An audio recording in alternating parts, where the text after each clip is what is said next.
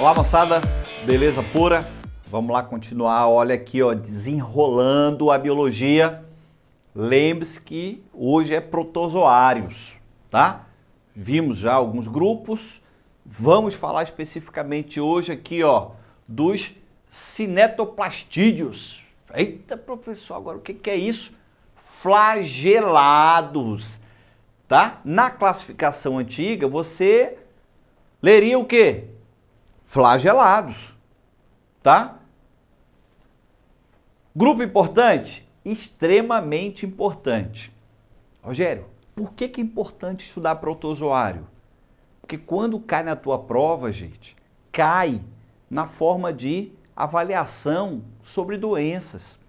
E por que isso é importante? Porque lá no Enem, ele tem um caráter muito de cidadania.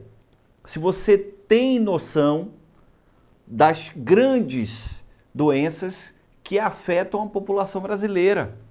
Isso tem um caráter de cidadania envolvido. Legal? Então, por exemplo, além de saber quais as grandes patologias, quais as grandes endemias, aquelas grandes doenças que acometem determinadas áreas do Brasil, você tem que ter noção de mais duas coisas. Primeiro, como se pega essa doença. Isso é importante, a gente já vem conversando sobre isso há algumas aulas, ok? E, obviamente, como preveni-las. Então, quando você chegar lá na prova, tem uma questãozinha falando assim, ó, assinale a alternativa abaixo, né? Que melhor representa medida preventiva para a doença X. Ora, é muito simples isso. Você, aluno desenrolado, ó, tira de letra. Se a doença tem vetor, a principal medida preventiva qual é, gente? Eliminar o vetor, claro. E o que é o vetor? É aquele que traz para você o patógeno, que pode ser um vírus, pode ser um verme, pode ser um protozoário, pode ser uma bactéria.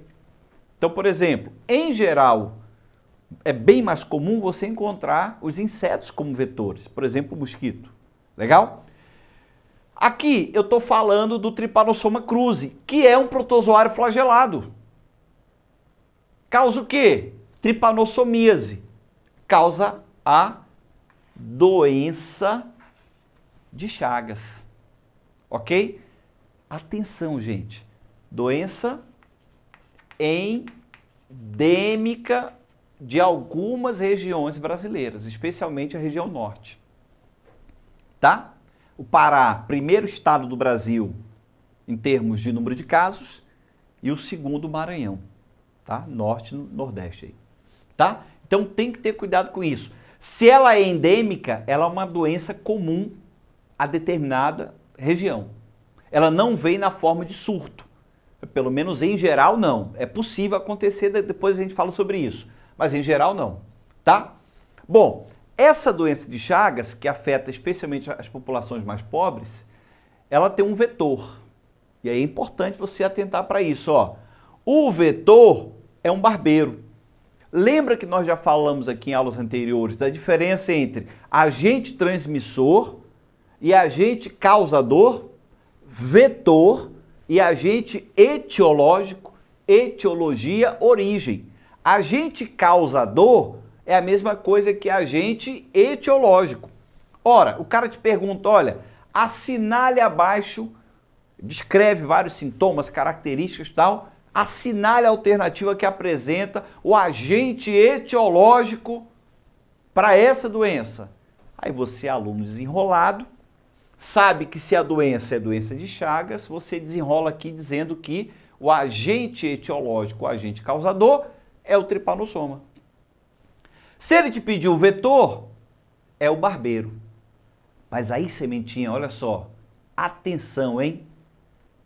Ah, o barbeiro é um mosquito. Não. Ah, o barbeiro é um besouro. Também não, tá? O barbeiro é um hemíptero. Ah, mas eu não preciso decorar a ordem a qual ele pertence. Não precisa. Então você vai dizer o quê? Que ele é um inseto. Simples assim. Por favor, não diga que ele é mosquito. Por favor, não diga que ele é um besouro. E por que o nome barbeiro, chupança, tal? Porque, geralmente, obviamente, o hábito noturno, em geral, as pessoas estão dormindo à noite e, em geral, o rosto fica descoberto. É óbvio que ele não vai levantar o lençol para picar a tua perna, não tem sentido, né? Ele vai picar o quê? A área desprotegida, no caso, o rosto. Daí o termo barbeiro. Legal?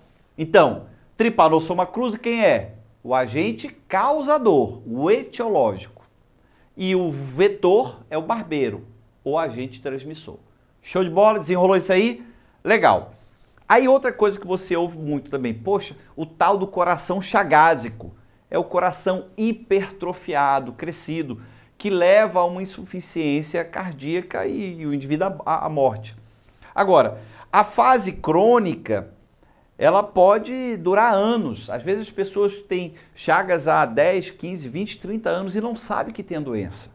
Por incrível que pareça, tá?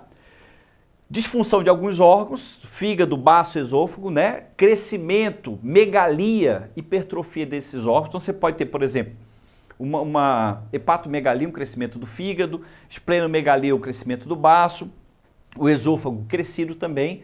Tudo isso decorrência da presença do protozoário nessas células ou nesses órgãos. Legal? Então, dá uma olhadinha aqui comigo, ó, para você sacar um pouquinho do manjar aqui o ciclo. Olha só, tá aqui o carinha, legal?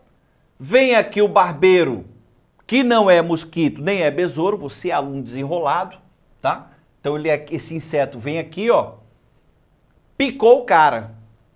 Cuidado. O protozoário, ele não sai pela picada, ou pelo menos ele não é eliminado pela saliva, ele é eliminado pelas fezes. Então, no momento em que esse inseto, que é hematófago, se alimenta de sangue, está picando o indivíduo, ele está eliminando as fezes. O que que acontece então? As fezes contêm o protozoário. Entendeu? O que vai acontecer? Ora, se você está dormindo, a tendência é que você coce a área, né não? Coçou, o protozoário é levado lá para o orifício. Penetra no teu corpo, cai na tua circulação, começa a se disseminar.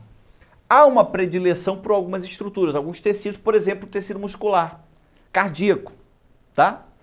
E aí ele começa a se desenvolver ali, provocando essa hipertrofia cardíaca que é característica da doença de Chagas, tá? Bom, ele vai passar por várias fases aqui e é óbvio que esse barbeiro, ele pode não ter o protozoário e passar a tê-lo quando pica alguém que está contaminado. Mas se não tiver nenhuma pessoa contaminada ali na região onde o barbeiro vive, obviamente que ele vai conseguir esse protozoário dos chamados reservatórios naturais, que são animais silvestres, ok? Então, nem todo barbeiro tem um protozoário. Cuidado com isso. E aí, eu tenho que ter noção de outras vias de transmissão. Como é que eu pego a doença de Chagas? Ah, Rogério, é só através do barbeiro. Não, não, não, não, não. Cuidado, hein? O cara pode perguntar isso aqui, ó. Transfusão de sangue, claro que o sangue tem que estar contaminado, óbvio. Transplante de órgãos, né? O doador tinha Chagas. É possível. Mãe para filho, né? Ó, transmissão vertical, né? Ou durante a gestação ou na hora do parto. E atenção, olha só, ó. Isso aqui é louco. No Brasil, casos já descritos da ingestão do protozoário no caldo de cana e no açaí. Rogério, todo caldo de cana e todo açaí tem? Claro que não. Mas, em áreas endêmicas, você tem que ter cuidado. Legal? Então, por exemplo, o cara foi moer lá o caldo de cana, né? A cana, tinha lá o barbeiro contaminado, moeu com tudo e o cara ingeriu isso. Legal? E a prevenção? Gente boa, o que é que eu tenho dito para você, sementinha? Se você sabe como se pega, você sabe como se previne. Se tem vetor, a principal medida qual é? Eliminar o vetor. Show de bola? Agora vem para cá. Transfusão sanguínea, fiscalização dos bancos de sangue, tá? Transplante de órgão, maior fiscalização e exames para detectar a possibilidade do protozoário ali, tá? Gestante, obviamente, durante o pré-natal, todo um trabalho vai ser feito para que isso não venha a acontecer. Então, as medidas de prevenção, elas estão diretamente relacionadas, obviamente, à forma como você adquire o protozoário. Legal? Tá ok? Gente, desenrolou isso aí? Grande abraço, até a próxima.